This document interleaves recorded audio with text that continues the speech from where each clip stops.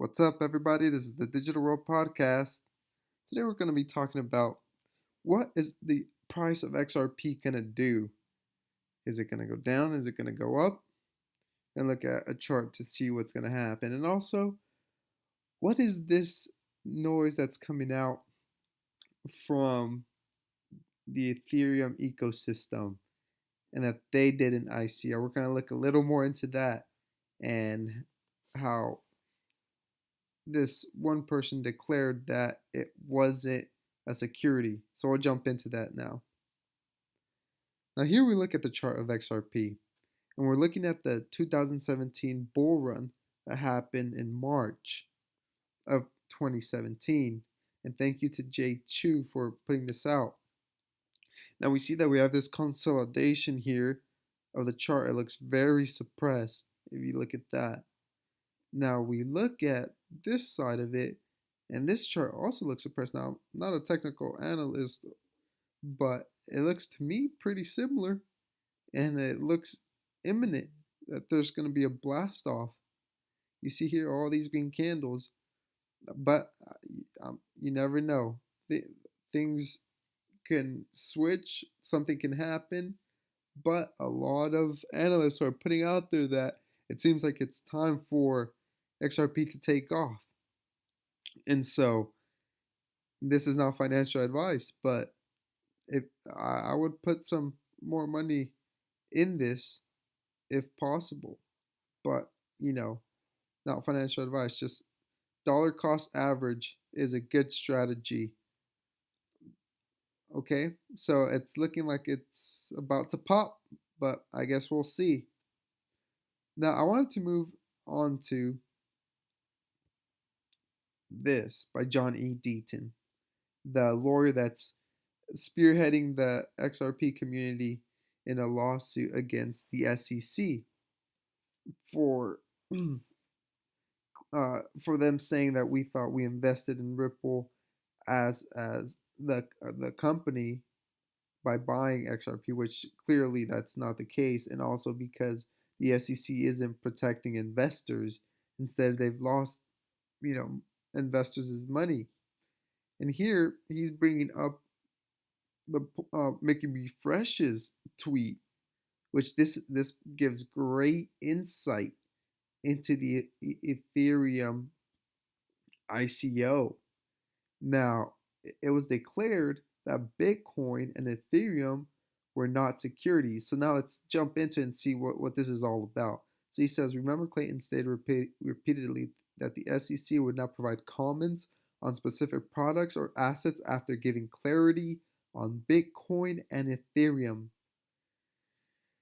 And he says, like I said before, Brad and Chris Larson should agree to provide all financial records. So it's all like a game. If they provide financial records, they should be able to see or look into the SEC's communications. And so let's dive a little deeper on what this post is about. We see here that Mickey Fresh said, Ripple SEC's, or he's saying at Ripple, the SEC's William Hinman clearly had a conflict of interest being paid simultaneously from the law firm that represented the Ethereum Alliance when he made comments publicly that Ethereum and Bitcoin were publicly decentralized, but said nothing about XRP. Now, if we look here, Hinman played a significant role in establishing regulations for digital currency while at the SEC. For example, in 2018, he proposed that the SEC could take into account the level of decentralization of a digital currency before classifying it as security at a time when the agency was considering classifying most digital currencies as securities. And his time at the SEC also coincided with his former law firm effort to lead a $100 million IPO of Chinese-based crypto miner Canaan Inc., the world's second largest maker of Bitcoin mining machines. Okay. Now we see he was associated with Ethereum Alliance. Okay, and he was being paid by that. Let's see, Mickey B. Fresh says that he was simultaneously from the law firm that represented the Ethereum Alliance. Okay, so that's interesting. And let's see, He also appears to have weighed in on issues involving the interests of his old firm. So they're the biggest players in the cryptocurrency marketplace and had ties with China. So that's interesting. I mean, everything's connected here. It's not a surprise. There's been a lot of talk for a while about this, but it's finally coming to light when this lawsuit hit the courts, and it's getting interesting because if they're asking for Brad Garlinghouse's statements and more personal info, as well as Chris Larson, then I've got to think that they're they submitted to see how the SEC came to the conclusion that Ethereum and Bitcoin were not securities, right? So here, Patty XRP,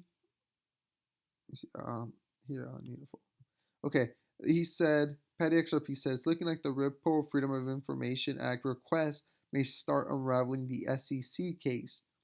Vitalik Buterin also stated that Ethereum had an ICO. Yeah, there's a video of Vitalik Buterin saying that. And also hidden in requests is mentions of letters to Clayton on China control over Bitcoin and Ethereum mining. Now we know that most of the mining is controlled by China. It's been shown. Okay. Now, what gets interesting here is once if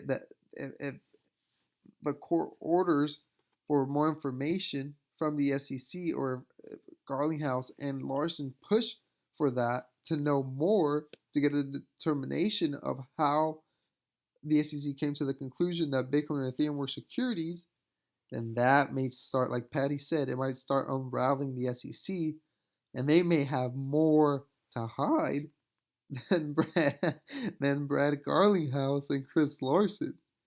So go ahead and check out this document that it talks about the background here. It says determination that Ether was not a security, but I tell you that the SEC may have put themselves in a bigger pickle, and we're thankful for John Deaton and Jeremy Hogan for breaking all this down for us to get a clearer picture or understanding of what's going on.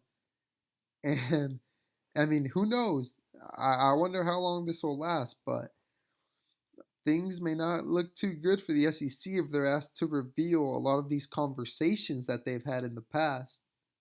So just be aware out there and know what you invest in. I hope this episode has brought you some value. Like and subscribe, and let people know that the SEC might be having more to hide than Brad Garlinghouse and Chris Larson. This is the Digital World Podcast, and I'll see you in the next episode.